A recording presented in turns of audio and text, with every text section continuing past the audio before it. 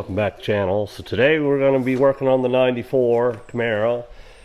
We're going to switch out the 24-pound injectors for a set of 36-pound injectors. So here's what we got. 36-pound injectors from Trick Flow. So we're going to start by disconnecting the battery. So now, to get the injectors, we've got to remove the coil packs. And there's 4 bolts holding the fuel rails in, and that's what's holding the coil packs on too. So we're going to remove them. Okay, so we're going to get Dean to pull the clips off this one here. All you do is push back, and then you got to pull the injector out.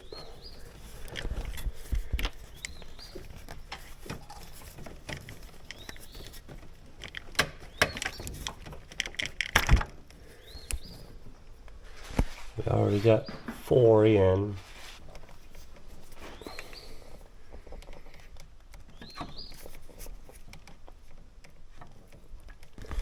And you just slide the clips on to hold it in.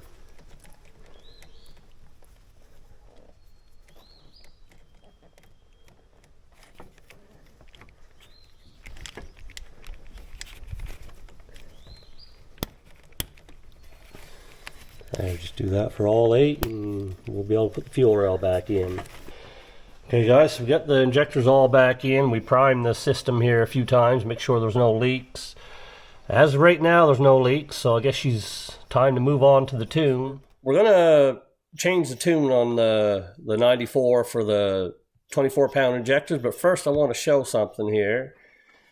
I don't think we had the tune that we got from Torquehead. I don't think was completely correct. You go in here under flow rate versus KPA. He's got 24.4 across the board. Now, the reason I think that's wrong is because when I bring up another one, this here's from a 2005 5.3 Silverado.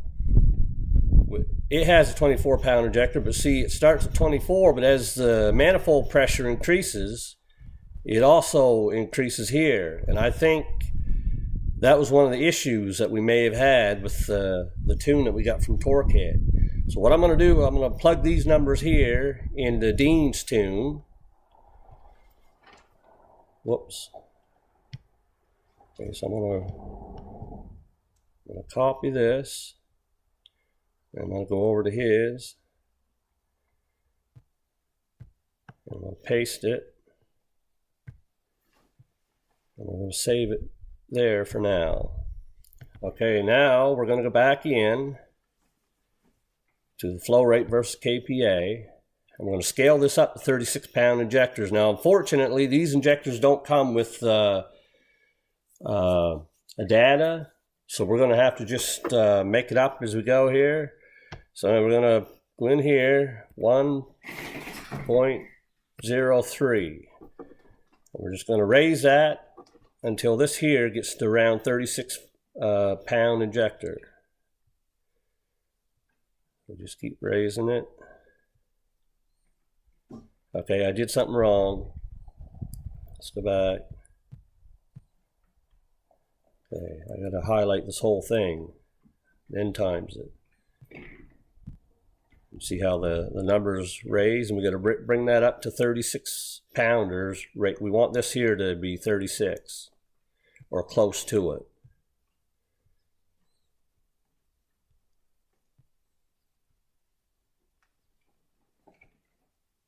Right there, 36 exact. And then you can see where it raises up here. So we'll save that. Now, there's one more thing we want to change here. Okay, so anyway, the minimum injector pulse width on this is 1.277, whereas I got what little data I could get with the injector says the minimum is 1.38.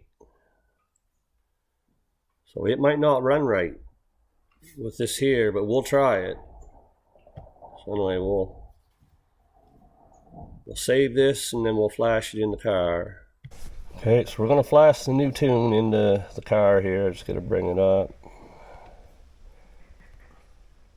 Okay, you can turn the key on.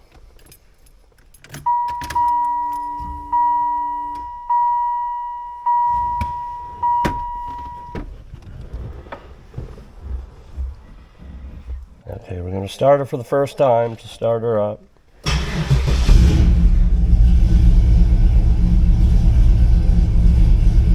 Okay guys, so it's been a couple weeks. Things didn't go as planned. As I mentioned, I'm not a very experienced tuner. I thought throwing these injectors in would just be a matter of tweaking the tune and we'd be all set, but ended up the car being real lean. So what I ended up doing, in the video where I changed the injectors to 36 pounders, I went back and changed it to 36 across the board, same as the way the guy from Torquehead had it. I thought maybe that would help, and it didn't. It's still lean. So what we did, we took the original tune that was sent with Torquehead, which was very rich. I put that back in the car, and we're starting all over. We have to tune right from the same as we did last year. Have to retune the whole car. In my opinion, we shouldn't have to do that. But like I say, I'm not 100% sure if that's normal or not. But anyways, we're tuning her. We got her about half done now, so we're gonna finish it off today. Okay, so what we're doing right now, I just put in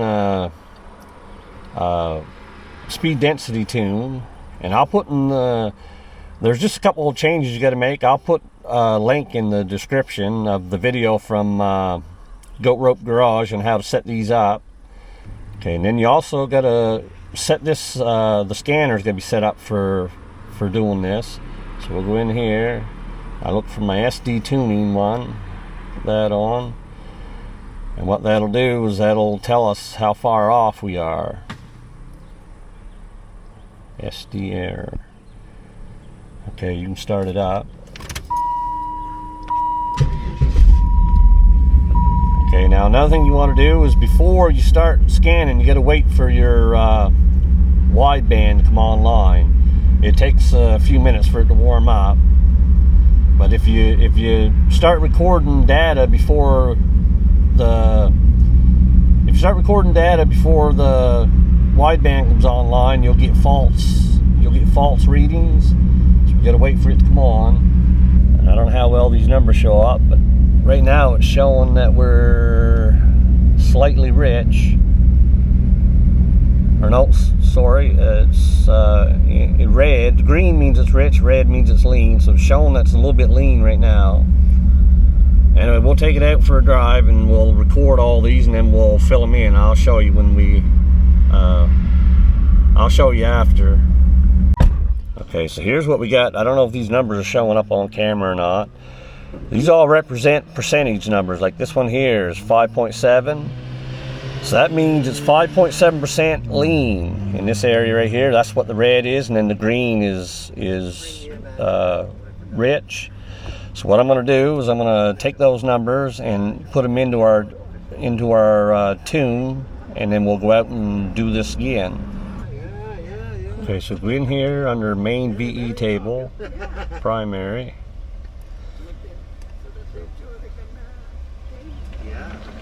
And we'll go back to our data, we copy, and we'll go in here, and we paste special, multiply by half. You don't want to do the full thing because you overshoot, so we'll hit multiply by half. So we'll save it, and then we'll flash it back into the car. So just baby in the first, but by the time I get in the second, try to have her wide open? Yeah, have her wide open by the time you get into second. Hold her all the way to third.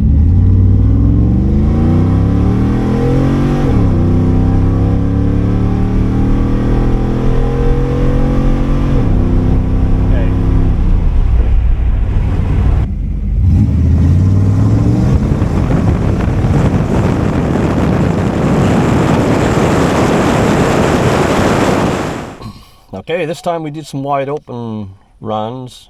If you scroll down here, so it's real close. It's a little on the rich side, which is not a bad thing anyway, but it's real close up top. Now mind you, it's hard to fill in all these. We'll go out one more time and try to fill them in. Now when we move down here,